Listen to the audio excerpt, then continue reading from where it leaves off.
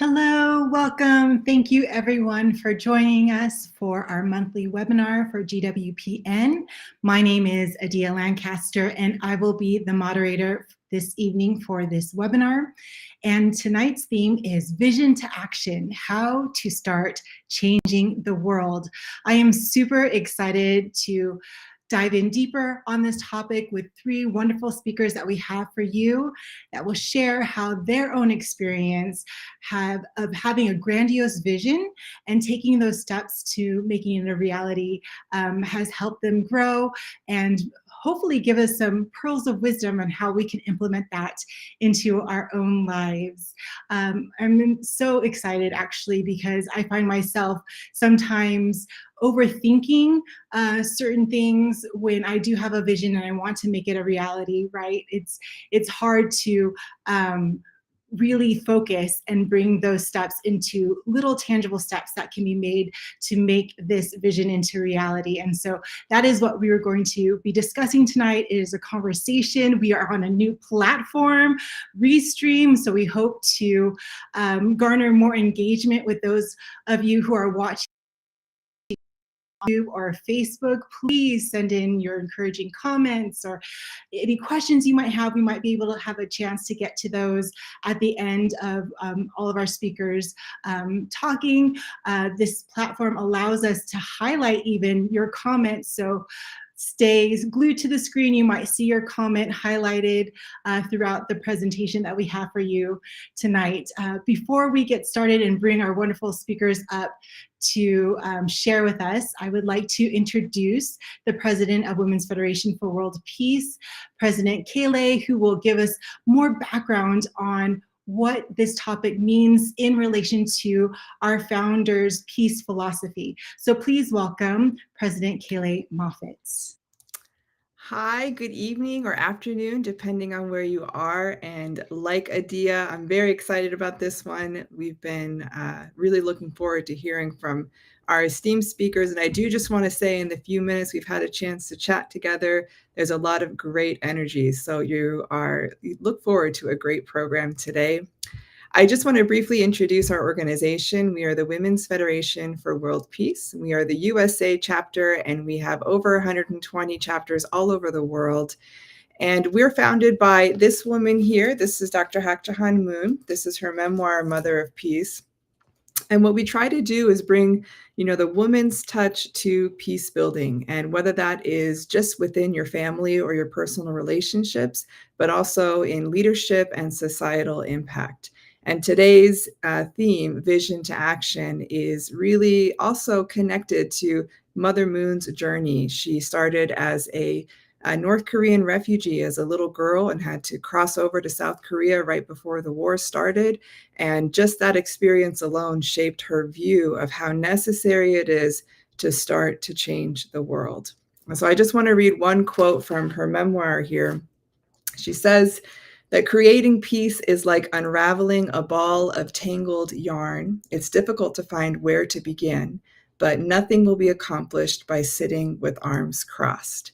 And I know that the women that we're featuring today are the type of women who uncross their arms and get to work no matter the situation. So we're really looking forward to hearing their stories, their wisdom, and the conversation on this topic. And I will go ahead and pass it back to you, Adia. Thank you.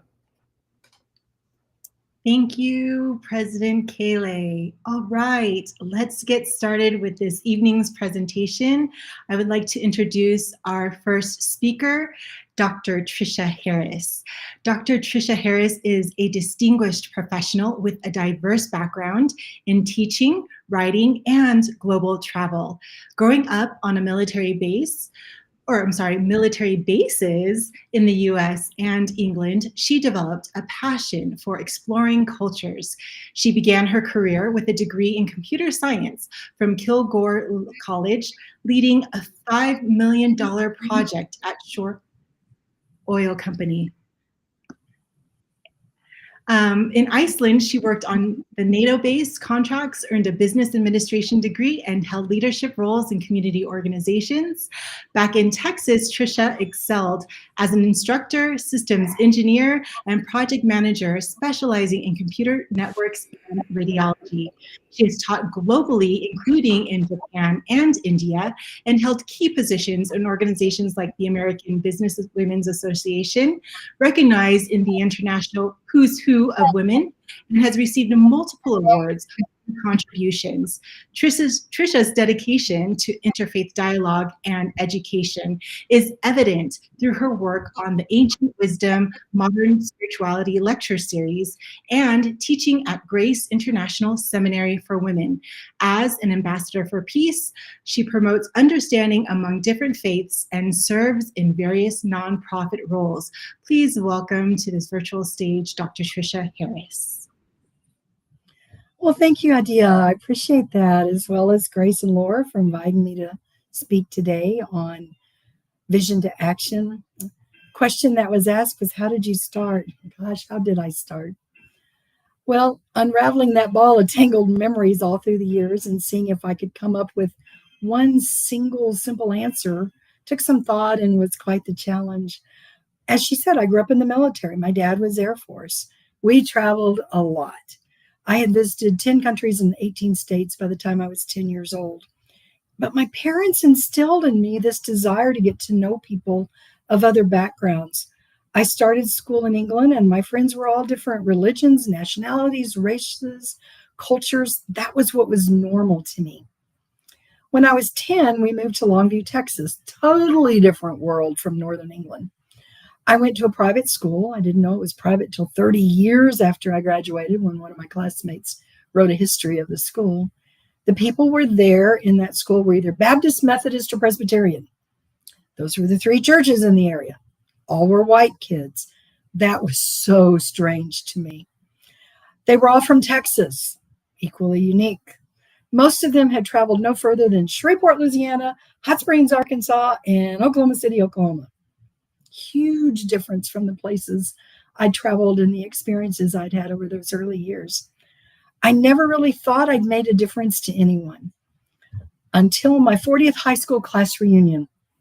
People that never talked to me in school started telling me how much that me talking about traveling in the 4th, 5th, or 6th grade made them want to see some of the things I talked about. Some of them joined the military. One was a flight attendant. Others just decided to get out and see the U.S. and started traveling out of our little East Texas area. Back in the 4th or 5th grade, I said something that sparked a desire in them. 45 years later, I found out. So how do you know you've made a difference in someone's life? You don't, until they tell you. I never really set out to make a difference. I just tried to be who I am, learn as much as I could, and be as good a person as I could. I started teaching software engineering classes in 1980 in San Antonio. And I taught over 9,000 students over 30 years, period. 4 of them failed the test, so I made 4 people very angry. But over 8,996 passed the test that they were given, and they were happy. That's the number to focus on. I've had former students come up to me in airports and say, I really loved your class. It changed my life. Really? One of them even came up and said he quit his job because of me. He was a systems engineer out in California, and I made the job look so much fun in teaching that he quit his job and started teaching these classes. It was so fun to see the light in their eyes come on during when they got it. That very complex technology made sense to someone at that moment. He understood what that meant to me to see that light in there. Oh, I get it. I get it. I get it. For the past 12 years, I've been teaching comparative religious studies for the 2 seminaries. I've had students tell me how much they love my seminary classes and how much a difference I made to them. I taught them to look at other faiths in the things we have in common, not the differences. I had one student, Marcus, come in late, and I knew he was going to be late. But I was teaching a class on the Exodus of Moses from the perspective of the Torah and the Quran. I was talking about Moses growing up in Pharaoh's palace and how he got a speech impediment. And Marcus is flipping back and forth through his Bible and he's looking at it. He's stopping. Whoa, wait a minute. Where did that come from? And I said, we're going through the Torah, not the Bible. If you don't want to know what people of other faith traditions know, you can leave, but I'd love for you to want to stay. He stayed. He told me at the end of the class that he'd never had a teacher impact him the way that I had. To look at something from totally different perspective. It had an impact on him that lasted him the rest of his life. Just a few days ago, the preacher from my church told me I was a light in his life. He's going through a family crisis. And he said, I actually bring some positive perspective to him. Who knew? He's my preacher. He's supposed to do that for me. So I'm thinking about the topic. How did it start? When was there like a pivotal point that this started? Had to think about that a little bit. Well, back in 1992, kind of a tough year, I had 12 friends and family members die. I came home from my dad's funeral, pulled into the driveway. The timing chain broke on my car. I barely got it stopped to make sure it didn't hit my neighbor's fence. Went into the house to call the mechanic and found the air conditioner had gone out in my house and all my fish in the aquarium had died. Imagine that smell. I went out to get the mail, found 5 panels of my fence had fallen down. I was in the process of getting a divorce, building a house, and I changed jobs. All of this, and all these people died in a 12-month period of time. This is the volume of stress that makes most people commit suicide. Everything pegged my stress meter, and very little seemed to help. I was telling a friend about this back then, and she sent me the following conversation with God that I thought I'd share with you guys. Someone else recently sent this to me, reminded me of that earlier one. So I'm going to read it to you. Me. Hey, God. God, hello. Me. I'm falling apart. Can you please put me back together? God. I'd rather not. Me. Why? God. Because you aren't a puzzle. Me. But what about all the pieces of my life that are breaking down all around me? God. Let them stay there for a while. They fell off for a reason. Take some time and decide if you need those pieces back. Me. But you don't understand. I'm breaking apart. God. No, you don't understand. You're breaking through. What you are feeling are just growing pains. You're shedding the things and the people in your life that are holding you back. You're not falling apart.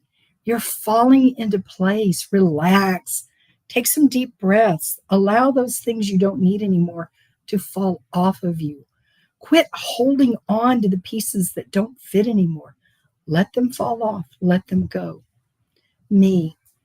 But once I start doing that, what's left of me? God, only the best pieces of you. Me. But I'm scared of changing.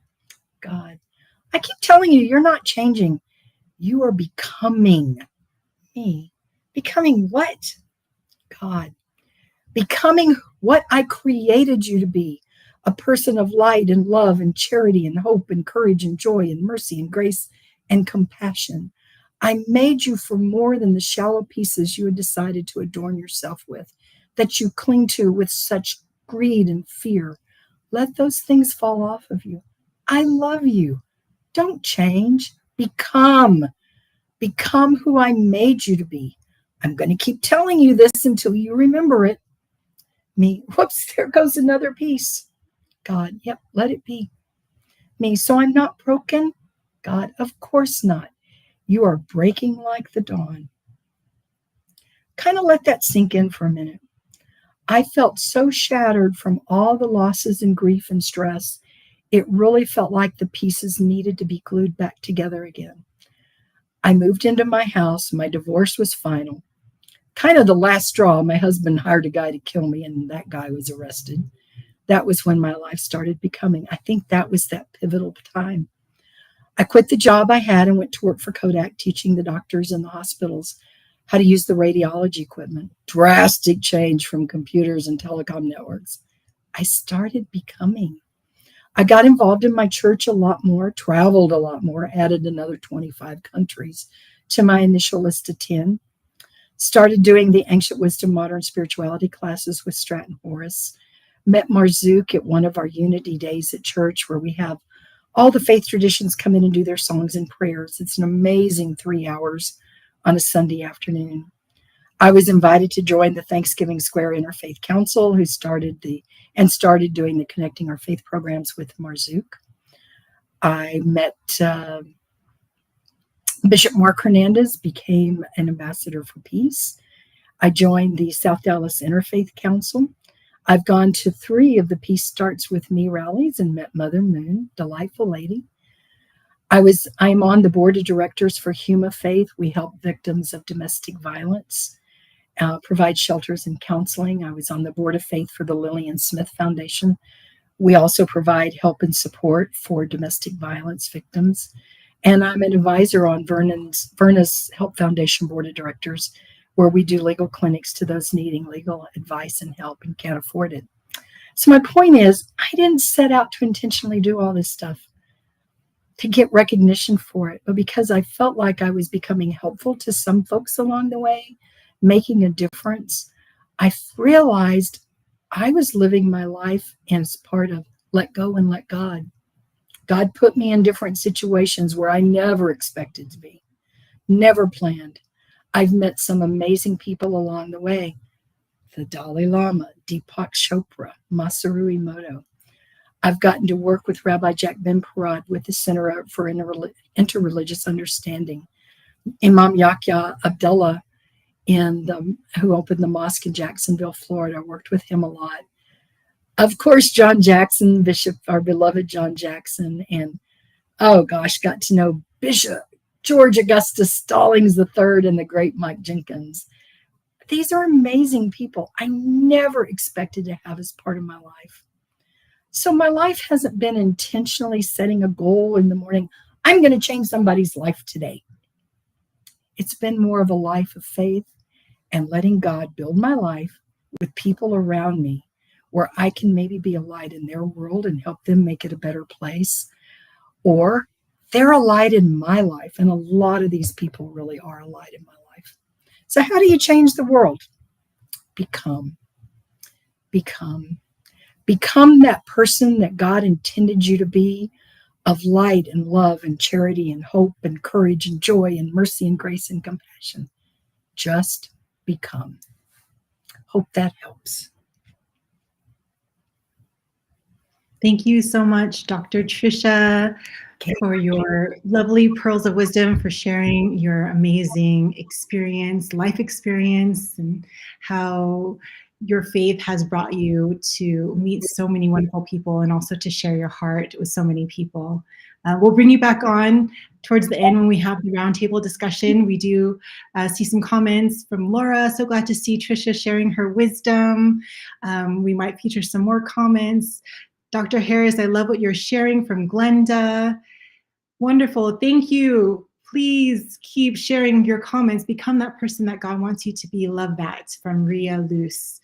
All right, I'm gonna go ahead and introduce our next speaker for this evening, Julie Jones. Julie Jones is a multifaceted professional who dedicates her life to empowering individuals and fostering community growth.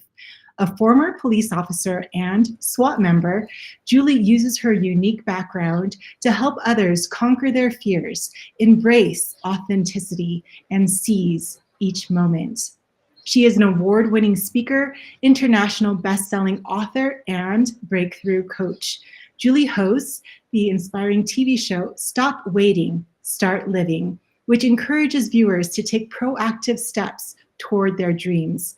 Her certifications in neuro-linguistic programming, mental and emotional release, and hypnosis highlights her expertise in facilitating deep personal transformations.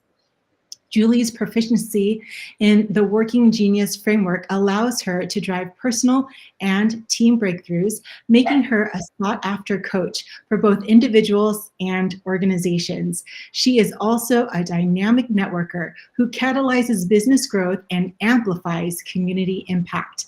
Recognized as a top influencer, Julie's legacy is marked by her relentless fundraising efforts for local causes, underscoring her commitment to giving back and making a tangible difference in her community.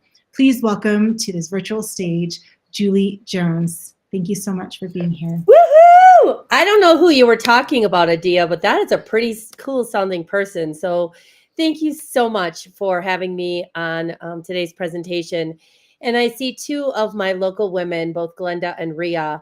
I have to give them a special hug of love because they're the ones that have supported me in the Global Peace Network, as well as that I know Ria was the one that suggested I go ahead and speak for this platform. So it's such an honor.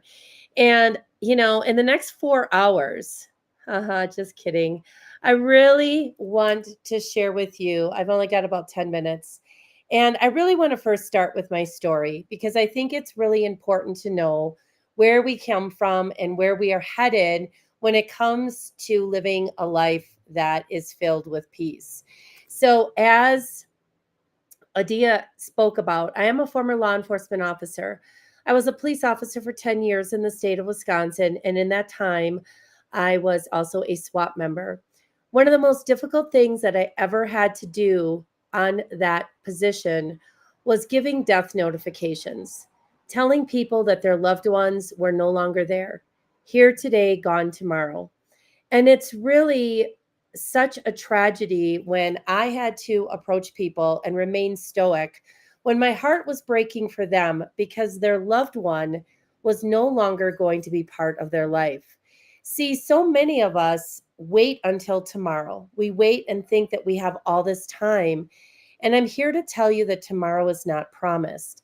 And so if you're jotting down any notes, I'll probably just say a couple of key things. But the one key thing that I really want you to take away from this presentation tonight, and Dr. Tricia already alluded to it, is just be, but be in the moment. Stop worrying about tomorrow. Stop worrying about the future. The past has already happened. We can learn from the past, but we need to keep moving forward. I often talk, just as a side note, about the fact that if anybody has ever been in a cockpit, anybody ever been in a cockpit and taken a look in a cockpit, what is the one thing the cockpit in an airplane doesn't have? Don't say the pilot because that's going to be a bad day. It's actually a cockpit does not have a rear view mirror. And the reason it doesn't have a rear view mirror is that the pilots are driving forward. They're looking forward. They're not looking back. And so in this case, I want you to always be looking forward to your future, what is happening for you right in this moment. Because again, tomorrow is not promised. So going back a little bit to my story is that after becoming a law enforcement officer, I moved here to Arizona almost 23 years ago. And in that time, I experienced some real personal losses. First and foremost, my mother, at the age of 59, the young age of 59, passed away from early onset Alzheimer's. She's now been gone for 20 years.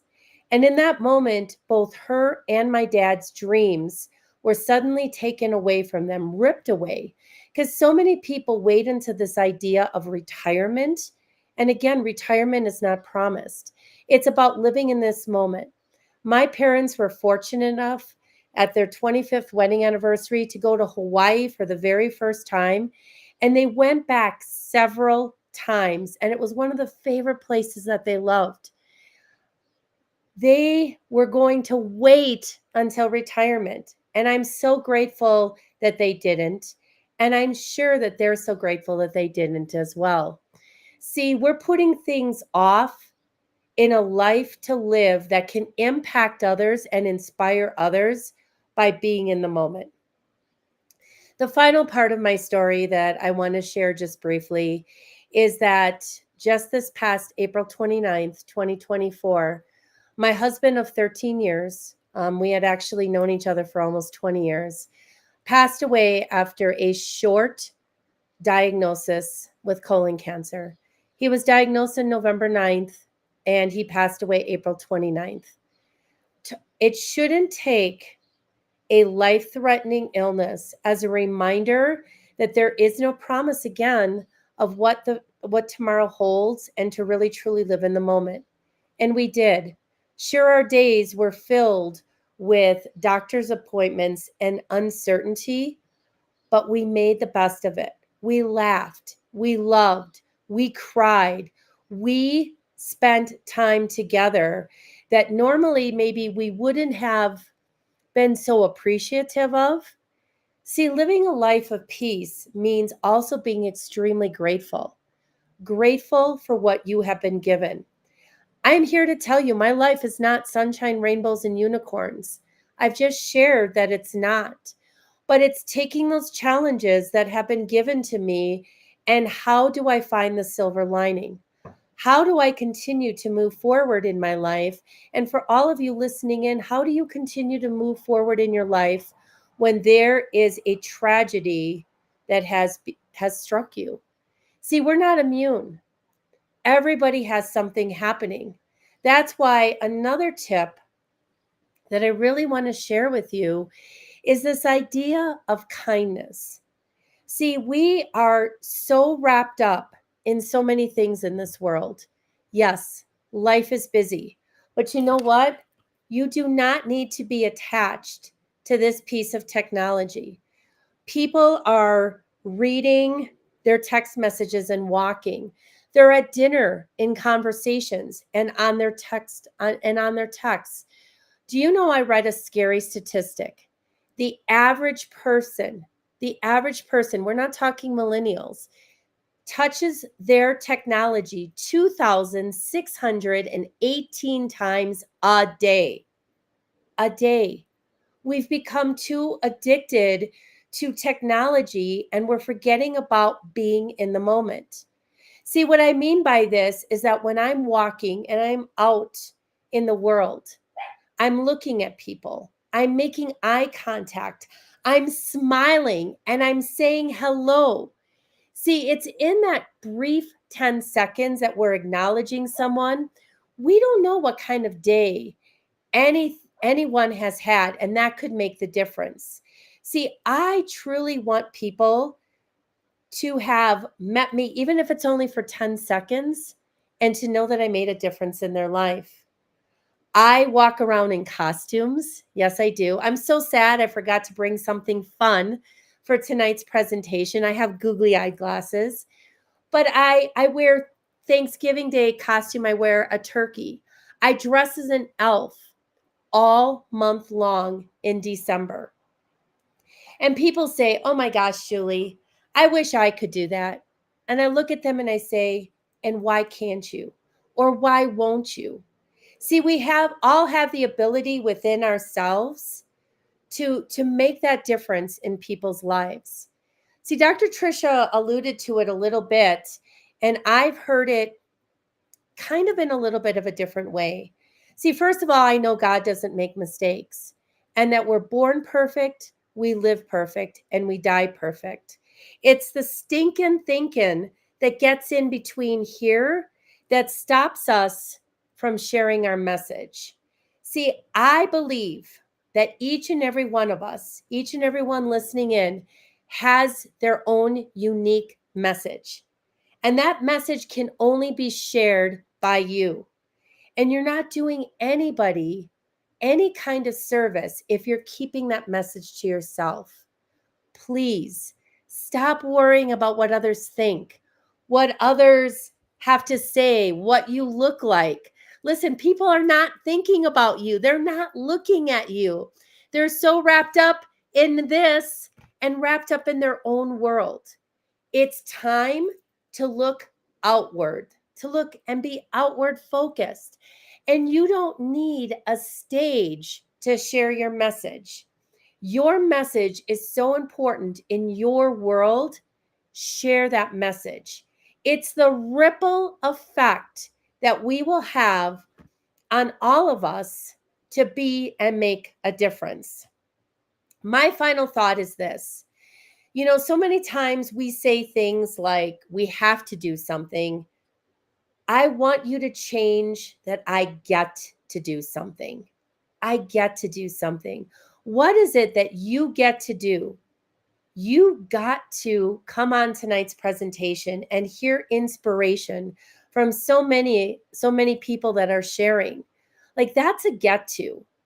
And tonight, when you go to bed, I want you to lay your head on the pillow and stop thinking about everything that didn't get done.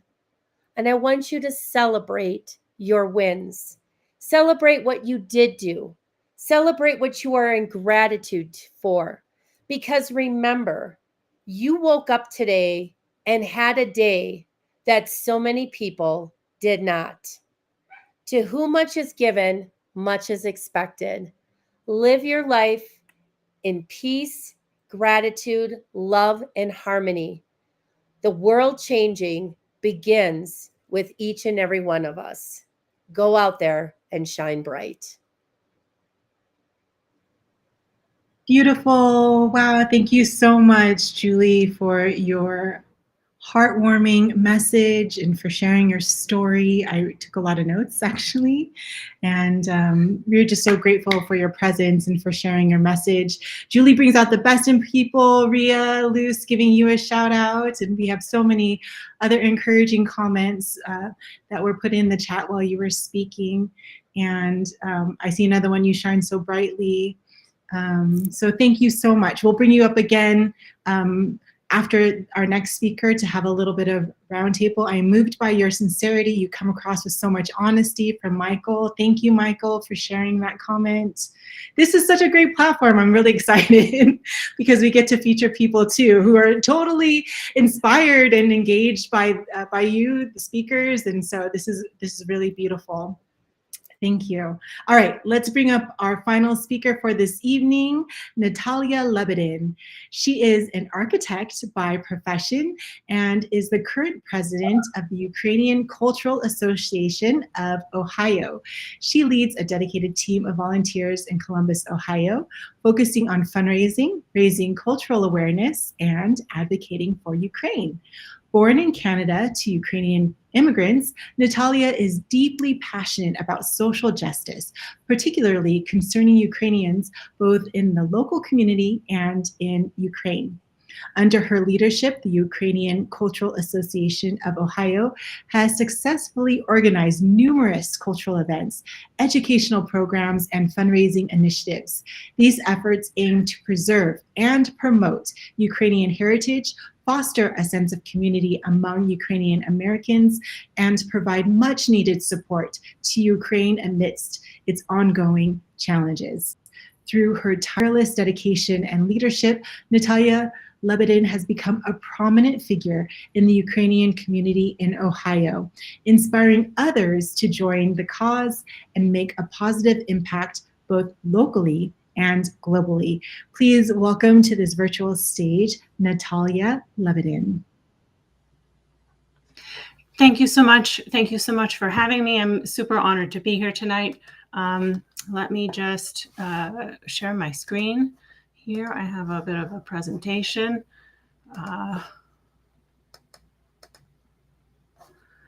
It's sort of how I roll as an architect. Here we go.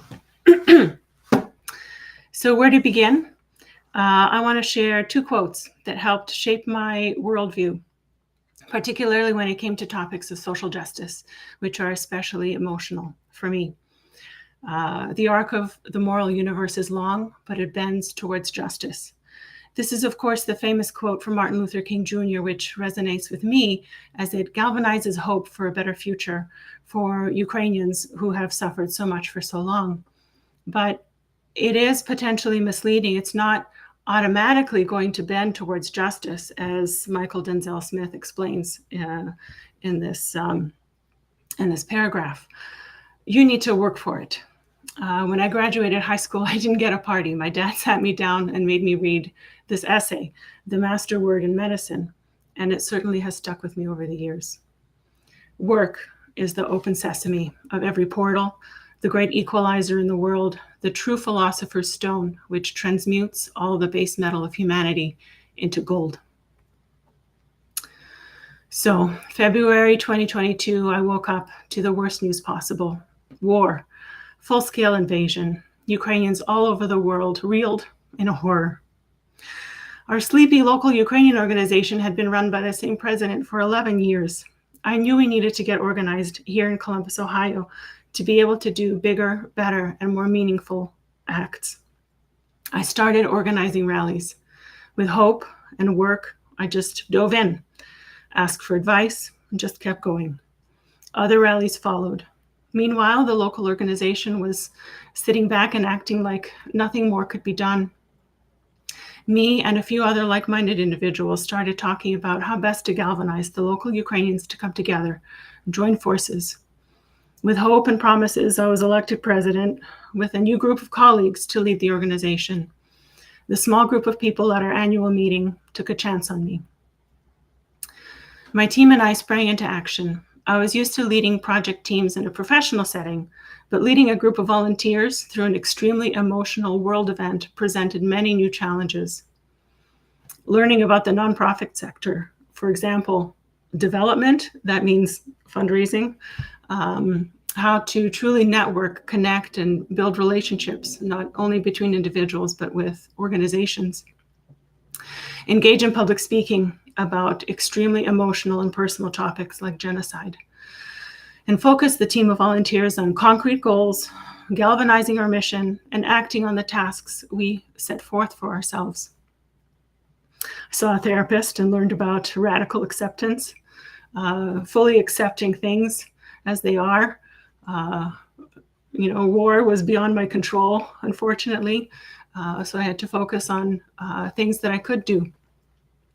I looked at the qualities and techniques used by leaders that I admire, being open to new people and ideas, building consensus through positive communication and dialogue, seeking advice from those with knowledge, praising individuals for their successes and raising them up to accept credit, showing kindness and grace when faced with antagonizers, honoring my boundaries of what I felt was right and wrong and holding people to them. A lot of optimism and keeping a focus on the goals. One particular success story I'd like to share is about the first community picnic after becoming president. We had to prioritize community growth, which meant finding and attracting everyone who is Ukrainian or interested in supporting Ukraine. I knew there were many Ukrainians in Columbus that hadn't heard about our organization, or that had been alienated by our former leadership. So we started something controversial. We used Russian language social media groups to find Ukrainians, and this offended the old guard. I received a sternly worded letter. So I wrote one back and stood my ground. This was the biggest and best picnic we'd ever had. It was, we were able to grow our ranks. Refugees came, we were able to connect them to resources. But the growth of volunteers was the most powerful, especially for promoting supporting fundraising and cultural events. So now it's 2 years in, and my term is almost over. There have been many challenges, but with the support of my team and community members, we've been able to overcome many of the challenges. We've built partnerships with wonderful local American organizations that have helped to support us and our mission of raising money for humanitarian aid through cultural workshops that share and promote Ukrainian culture. One of our greatest achievements was the benefit concert for Ukraine in October of 23. We raised over $35,000 for training Ukrainian frontline medics. Military training hospitals, unfortunately, were among the first targets in the early months of the war. At this concert, Ukrainian composers and operas were performed in Columbus for the first time. American opera singers performed Ukrainian arias, and it was amazing. And our community formed a Ukrainian children's choir, led by a conductor who was a refugee herself. My work in this sphere has opened up a world I'd never imagined to touch. I've been to DC and met with senators. I've been quoted by Time magazine and Forbes. Most importantly, I've had the honor to educate Americans about what is really going on in Ukraine, share the beauty of Ukrainian culture, and provide meaningful aid in the form of medical supplies, mostly tourniquets, which breaks my heart, to frontline medics. We now face new challenges as a community. Growing despair and lack of motivation have caused rifts and misunderstandings. Personalities are clashing. We've stopped being kind to each other as this war has ground us down, even in Ohio. We are approaching a contentious and horribly divisive US election season here, where my community and I must brace ourselves against Kremlin propaganda influencing American politicians. But I've made sure to set up a peaceful transition of power. I'm ready to step down and support a new community leader. I will happily continue to devote myself to helping Ukraine and Ukrainians. This is a deep and intrinsic drive within me, the fight for freedom, justice, a true and lasting peace, and opportunity to rebuild an injured nation.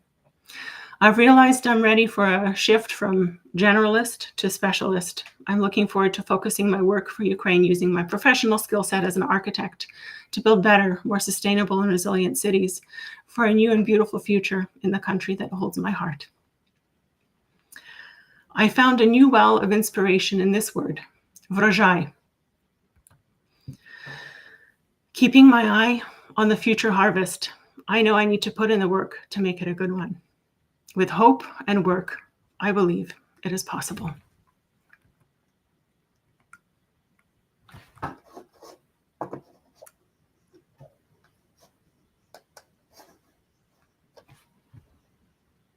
Thank you so much, Natalia, for your beautiful testimony, for sharing your story, for your heart and investment in your community.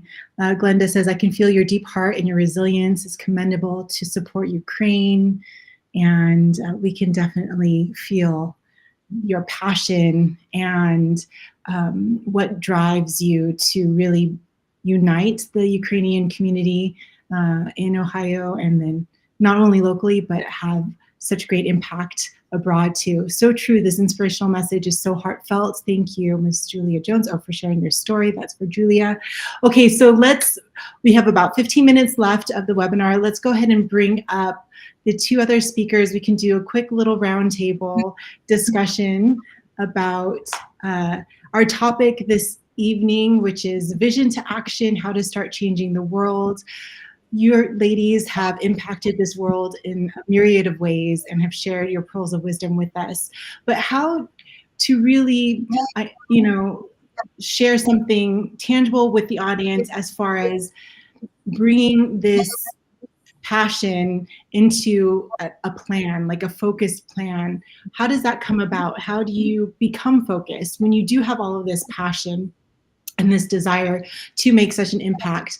What are some tangible ways that they can apply that and implement that daily towards that bigger goal? And the floor is open. Okay, Julie. I didn't know how you wanted us to do that. So here's the thing, like sometimes, if you've ever gone to a summit or you've ever gone anywhere, you get excited about everything and you decide that you're going to try to implement everything. And I'm here to tell you that it's too overwhelming to implement everything. So go ahead and decide what it is, the one thing. Maybe it's something that you take from our presentation tonight and you decide to be consistent with it and go ahead and implement it on a daily basis. Habits are built on about 90 days. So after 90 days, if you feel that you really have that habit ingrained in, then go ahead and incorporate something else. Just pick one thing that you are going to do that really speaks to your heart to make a difference each and every day. Awesome. Thank you. Any other ladies want to chime in? I'll add to that. I think one of the things that's really important is don't live in fear. Don't be afraid that you just might do something that's the wrong thing to do. It could be the right thing for 9,000 people and the wrong thing for 3, but those 9,000 people had an impact, and that they're the ones that are going out and spread that and make a difference as well. So I think that's one of the worst things people can do is just be afraid to get out and be afraid to, oh, I can't say that. What if it's the wrong thing to say? If that's what God's put in your heart, say it because somebody needed to hear it. Great. And just to add to that, how to overcome that fear, because sometimes fear can be paralyzing. to us and prevent us from moving forward. So how to have that courage, how to step into faith. Any suggestions on that? Is it having a bigger, broader vision, like this is for somebody, like was mentioned earlier, and moving in that space? Pretty much what I did was just decide, hey, God's in charge. I'm going to do what God wants me to do. I argue with God. I make God laugh. Plenty of times I've said, God, just leave me in charge for 2 minutes. Take a potty break. Leave me in charge. Let me fix some stuff. And he laughs and says, oh, God, Tricia, no. I'm not leaving you in charge. But understand whatever God has planned for your life is the best thing for your life. And don't be afraid to step into what God has planned. And that's hard to do in a lot of different areas. I've traveled to a lot of places around the world by myself, and India a couple of times, and Japan, Hong Kong, Singapore, Mexico City, all kinds of places that I got in some situations that could have been very dangerous and probably should have been, but God was protecting me, and I never went without that faith that God was there and that I'm here for a reason. I'm here to make a difference for somebody, and somebody's here to make a difference in me that I'm supposed to meet as well. And I think that's a huge part of it, is just having that faith. Awesome. For me, it was a situation of pragmatism. There was no one else that was doing it, and somebody needed to do it, and it needed to be done, and I had to do it. So I just did it. You can do it. I love that. Yeah, yes. it is. I mean, you have this, the platform is vision to action. And it's really about just taking that first step. And sometimes you don't know, what that first step is going to be. I'm a big believer, and that's kind of the platform of my television show, that gives people the opportunity to share their story.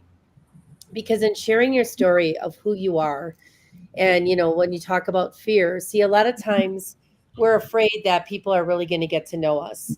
But when you're vulnerable or transparent or authentic, and you just truly share your story, I'm here to tell you that there's one other person that's out there, and there's probably multiple people, but sometimes we think we're the only one to have experienced what we're experiencing. And so to be able to be out there and sharing our story, that's going to attract others.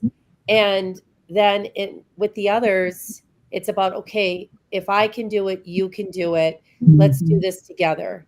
See, I think so many times as human beings, we're not linking arms enough. We're not connecting. We're not collaborating. We're not letting other people know that we're human beings. We are not human doings in this world. We are human beings. And it's time for all of us to really step in and link arms and connect and see how we can help each other. And I think in doing that, that's where a lot of the fears are going to go to the wayside, because we're doing it together. Awesome. One more question.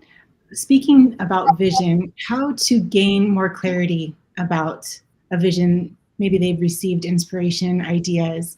Sometimes it can be too broad, but how to really harness it and make it more focused so that there can be some tangible actions attached to that. Any suggestions? I find dialogue with like-minded, supportive individuals very helpful. You talk about it. You share your ideas, they share theirs, and you can formulate a plan that way. It would have been impossible to do it all by myself.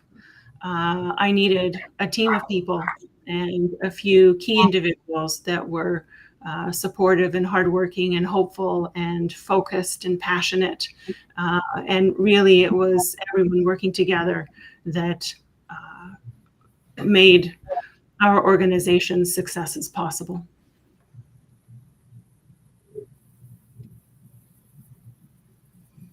Beautiful. Yeah. It's just, again, the linking of arms, like Julie said, really sharing your vulnerability, sharing your story, but that also brings people to support you as well. And sometimes that's what we need. We can't do this on our own. We need other people to be there with us and to help bring the vision into life. And yeah, I think it's so simple, but yet sometimes, we can think that we can do everything ourselves and we don't need people, but in reality we do, right? We're here to serve others and to be in relationship with people. So we need others for sure. Do any of you ladies? I just want to say one more thing. I like to Yes. talk, but anyway, that's beside the point. So I don't believe that there is any vision that is too big. And it's really in speaking out loud, that vision that, was already mentioned. In speaking it's like you're putting it out there, and then don't worry about the specifics or how it's going to happen. Trust me, it will happen. Okay, so when I was downloaded, I don't know, it was last year, I was downloaded that I needed to be doing a television show. I was like, I don't know anything about doing a television show. I don't know what that looks like. I don't even know how to do that. But I spoke it out loud. And immediately when I spoke it out loud, someone else said to me, I have a contact. Let me introduce you. I met that contact. She had a protocol, like she had like a whole program in place to help me become a TV producer. The information is out there. There's an infinite amount of solutions for every issue that we are facing out there, but you got to speak it out loud, and you just, share it with the world, and the world will respond with an answer for you. Awesome. I love it. Any last words you ladies want to share? Any last pearls of wisdom that you want to give us before we wrap up the webinar this month? I think this has been absolutely wonderful. It's great to hear other people's perspectives and ideas, and I absolutely love that. Yes, it's been an honor. You selected people, and it seems like everybody who always gets selected have like a very common foundation. So there was a reason why the three of us, including, and you too, Adia, were brought together to share this message tonight. So it's an honor, and thank you so much for having had me on tonight. So Yes, thank you for this forum, and don't give up. Do it. Awesome. It's such a pleasure having you all here with us this month.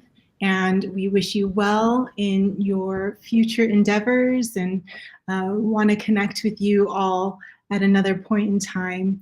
I just have a few announcements to wrap up this month's webinar.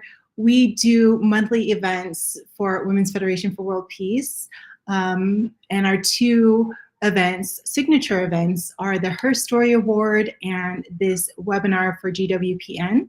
Our next Her Story Award is July 13th, and this award is the only award in existence of this world where we really celebrate the heart and life of women who are making an impact in their local community, have overcome challenges, and share their heart to continue just spreading peace and kindness and making the world a better place by what they do. And so there are nominations for 3 awardees every month, and we welcome those nominations for those of you who are members of Women's Federation for World Peace. And that brings me to, if you're not yet a member of Women's Federation for World Peace, please visit our website. There will be a little QR code that pops up here to become a member. Go ahead and check that out, and we would love to have you as part of this family. We are launching so many wonderful events and educational opportunities for you to share, to network with other amazing women in your community and also nationally and globally. So please check out our website and consider becoming a member. We will have our next GWPN Forum on July 25th. The title is still in the works, so be prepared, stay tuned for that. And thank you so much again for showing up and for being present. For those of you who have joined us on YouTube or Facebook, we really enjoyed seeing your comments, encouraging the speakers, and please share these webinars with those that you might find this helpful. And we look forward to seeing you again next month. All right, with that, I will say have a great one, and we'll see you again soon. Bye-bye.